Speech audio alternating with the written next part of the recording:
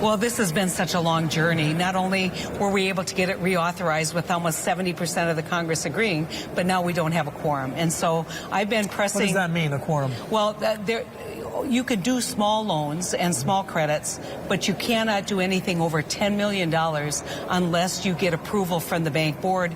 Right now, we don't have a fully functioning bank board. Okay. So there's no quorum on the bank board, which means that we can't do any credit over $10 million, which means that there's $30 billion of exports, meaning almost 180,000 jobs in the pipeline that are not getting approved. And so my argument to the president is, look, let's get the bank up and running. You care desperately about keeping American manufacturing in this country.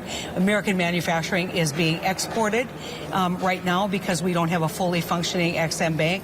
Let's get it done. And, you know, he said he was very agreeable to it in December and certainly said, look, tell everyone I believe in the XM bank, that I'm ready to get the bank functioning. Senator, his opposition on this isn't necessarily Democrats, but it could potentially be members of his own party, particularly those in the Tea Party. Did he seem to understand that? And how would he address that? No, he actually did understand it. We had a long conversation and when we were in Trump Tower and a debate between staff at the time, back in December. And, you know, people saying, look, I think the speaker hasn't liked the bank.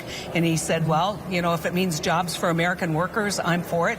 And I've seen what happens with jobs moving to Canada and to France. I'm not going to be part of that, and I'm going to get the bank up and running. So he, I guess, could appoint folks to the board in order to we need one appointment. We've got an acting one more appointment. That's the way it's been.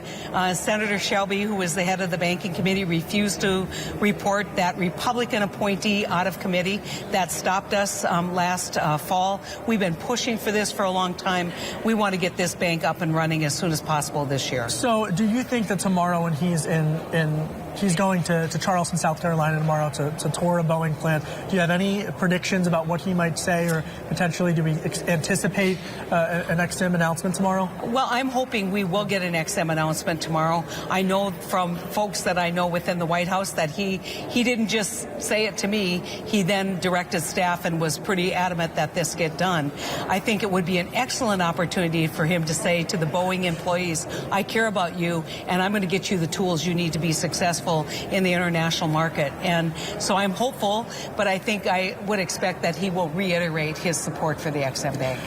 Quickly, you along with some of your colleagues, including Senator Joe Manchin, for example, of West Virginia, as well as some others, have really emerged as a group of Democrats who have been willing to work with this new White House, despite vehement opposition on a host of other issues, as well as other Democrats in your party who have blocked him at every turn.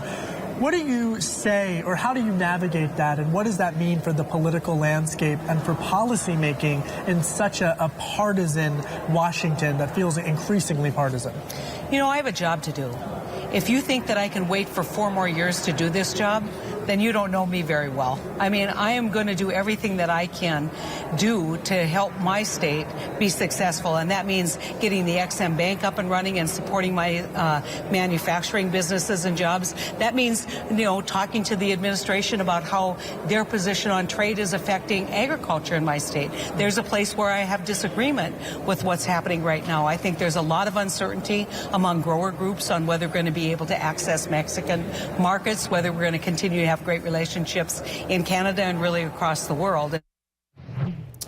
That was Bloomberg Chief Washington Correspondent Kevin Cirilli's interview with Senator Heidi Heitkamp of North Dakota.